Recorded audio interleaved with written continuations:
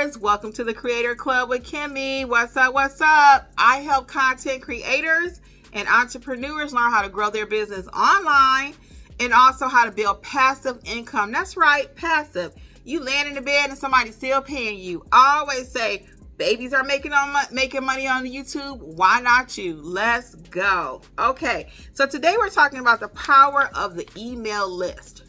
Yes, why do you as a creator need an email list? You may be saying, emails, Kimmi?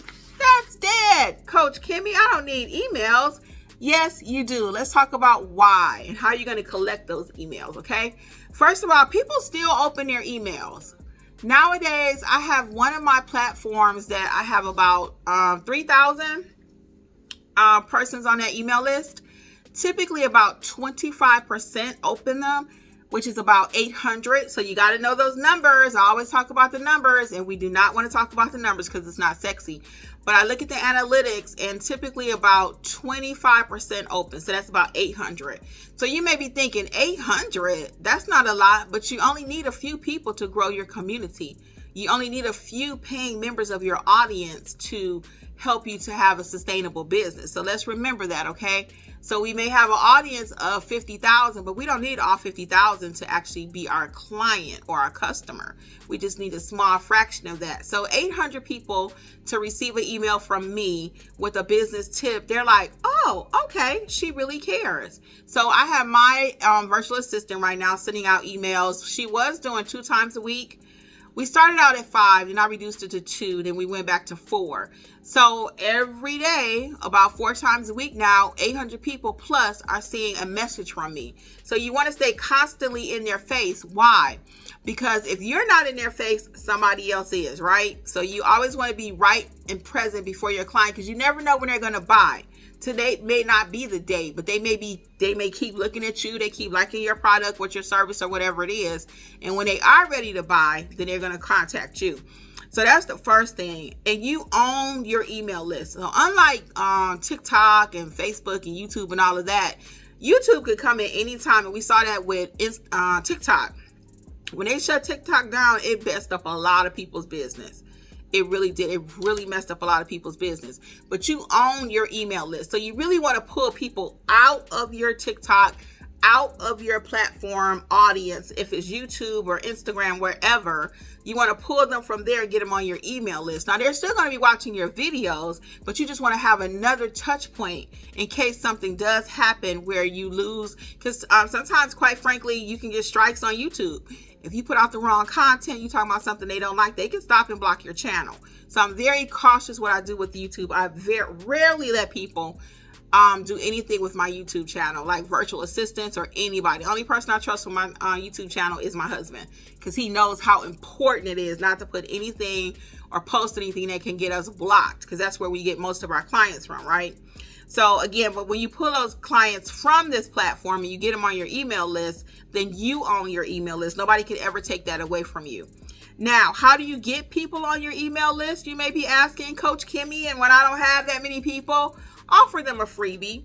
It may be something like a lead. We call that a lead magnet. And what's a lead magnet? It's just something where you're getting the client to follow you. When you think about how a magnet works, you put it out there and it draws something to it, right? So you want to draw the people to your email website. So you just put something on there, even on your website, it should be like a little tab where they can sign up. And usually you can give them like a tip sheet, or you can give them like a supply list, or just something so you can capture that email address, okay? Now, again, I'm not big on emailing people every single day. I know some people say you should.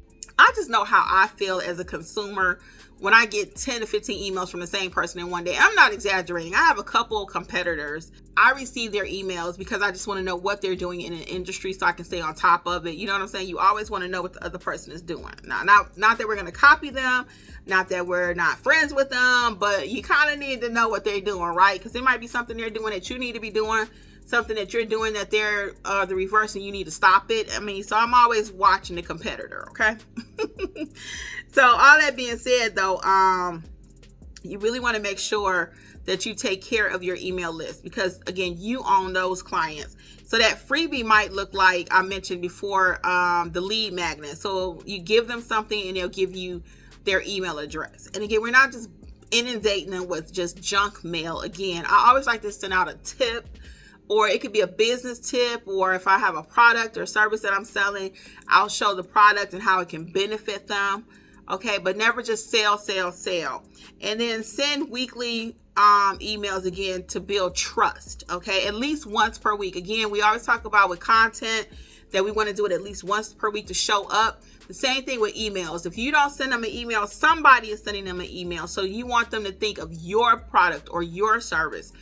Every week they should be seeing you. Okay, and again, now I'm sending them out 4 times per week. I'll keep you posted on how that goes. You can feel free to ask me about it in the community. Hopefully you are part of the Creators Klub with the Kimmi community, and that's where we teach you all things and help you get in the mud with you to help you grow your business one by one. There's not too many communities out there like ours. A lot of them have courses, but we're actually going to be teaching you and helping you build every week. I'm so excited to be a part of this journey with you all. And I'm so excited for a lot of you to start walking in this digital space. You don't have a presence, a lot of people. You're interested in doing it. You just don't know how to do it. And quite frankly, it takes a lot of time. So I created a program, and it's a way for us to meet weekly for you to grow your business. Don't quit your 9 to 5. You still need it.